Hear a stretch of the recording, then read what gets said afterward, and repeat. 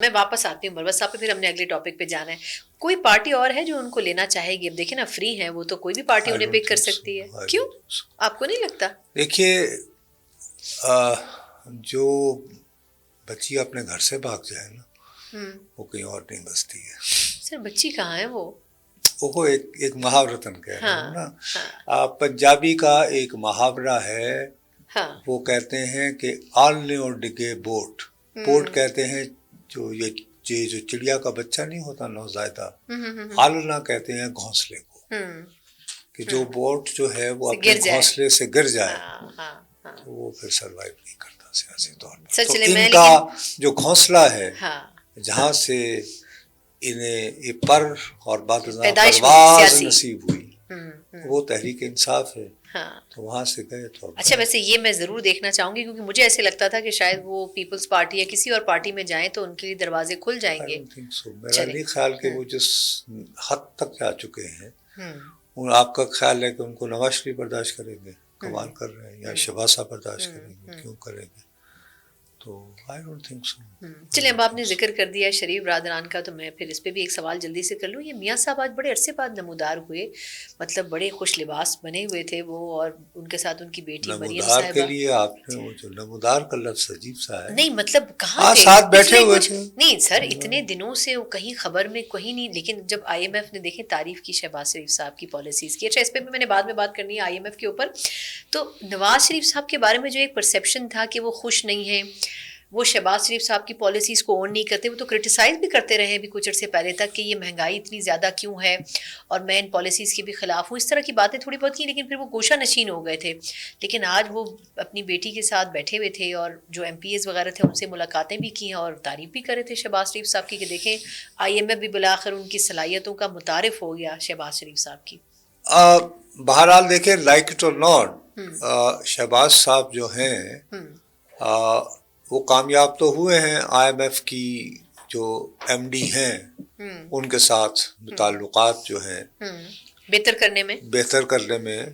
اور اس سطح پر دیکھیے IMF کے پروگرام کے اندر جو ممالک شامل ہیں ان کے کتنے فیصد جو چیف ایگزیکٹوز وغیرہ ہوتے ہیں وہ اس طرح انٹریکٹیو ہوں گے.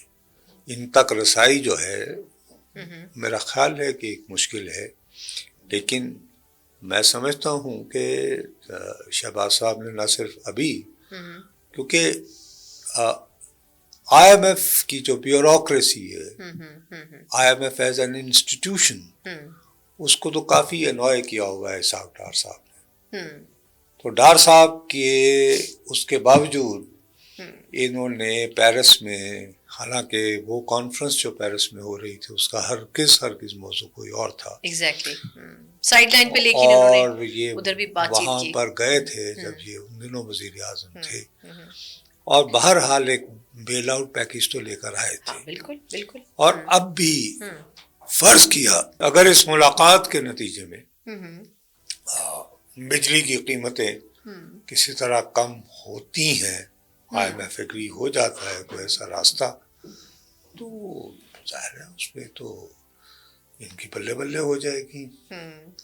اور وہ واقعتاً وہ بجلی کی قیمتوں میں کچھ اس نوعیت کا گراوٹ ہوتی ہے یا کمی آتی ہے کہ جو کسی طرح ہمارے ہاں برآمدات کو، ایکسپورٹس کو کسی نہ کسی طرح کک سٹارٹ کر پائیں. اکانومی میرا سبجیکٹ نہیں ہے، تو ایک یعنی کہ پولیٹیکلی فیل گڈ فیکٹر ہوگا.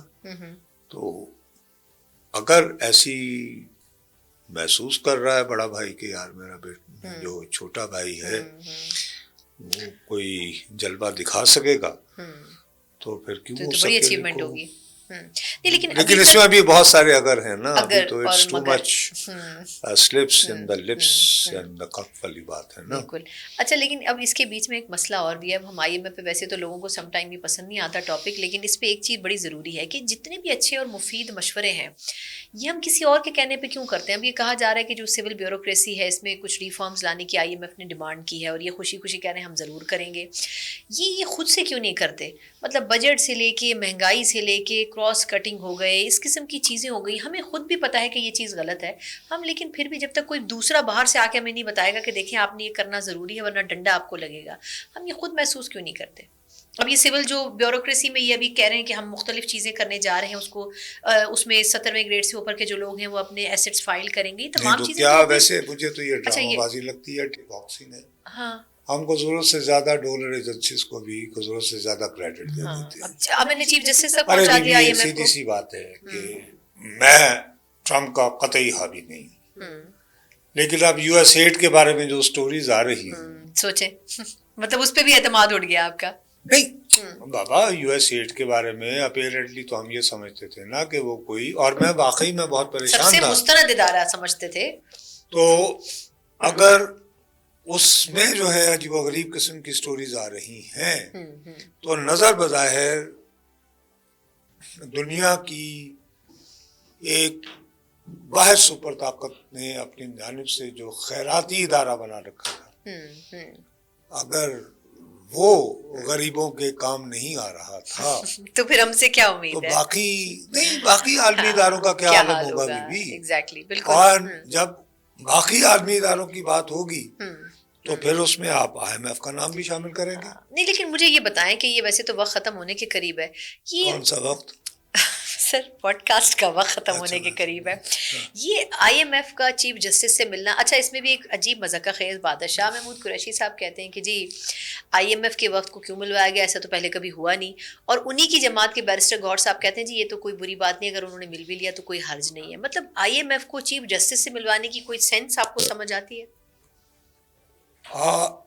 بات یہ ہے کہ اگر آپ کو $7 بلین کا پیکج چاہیے تو پھر ساہوکار کی شرائط بھی ماننا ہوگی, یا تو فیصلہ کر لینا قومی حمیت اور غیرت کا تو آج کل ہر آدھے سیکنڈ بعد امتحان ہو رہا ہے نا. یہ دیکھنا پڑے گا کہ کیا یہ پاکستان وہ واحد ملک ہے جہاں پر آئی ایم ایف کا ڈیلیگیشن جو ہے گیا ہے, کیا ہمارے لوگوں نے کام کیا, اس پہ ہوم ورک کیا؟ میں آپ کو شرطیہ کہہ رہا ہوں نہیں کیا. اس بد نصیب نے اکانومی کا اسٹوڈنٹ نہ ہوتے ہوئے بھی یہ کام کیا ہے. ورلڈ بینک کا آئی ایم ایف کا ایسا ہی وفد ابھی تک 50 ممالک کے جوڈیشل سسٹم کا جائزہ لے چکا ہے. 50 تو پاکستان بھی اس میں تو شامل اگر آپ نے ان سے پیسے نہیں شامل کیوں نہ پھر اچھا, اور اس میں وہ یہ جو آپ کے جوڈیشل سسٹم کا جائزہ لے رہے ہیں وہ اس لیے نہیں لے رہے کہ یہاں پہ سیاسی آزادیاں میسر ہیں یا نہیں, یہاں پہ جمہوری آزادیاں میسر ہیں یا نہیں. یہ غلط فہمی ذہن سے نکال لیں. ہمارے کچھ لوگ اس غلط فہمی میں مبتلا ہیں کہ شاید ہمارے ہاں سے جو خطوط لکھے گئے ان کے دباؤ میں آ کر جو ہے وہ آئی ایم ایف مل رہا ہے. جی نہیں, آئی ایم ایف صرف یہ پتہ کرنے جا رہا ہے, اس لیے مل رہا ہے, آپ کے جوڈیشل سسٹم کا اس لیے جائزہ لے رہا ہے کہ اگر یہاں پہ کوئی غیر ملکی انویسٹر سرمایہ کاری کرے گا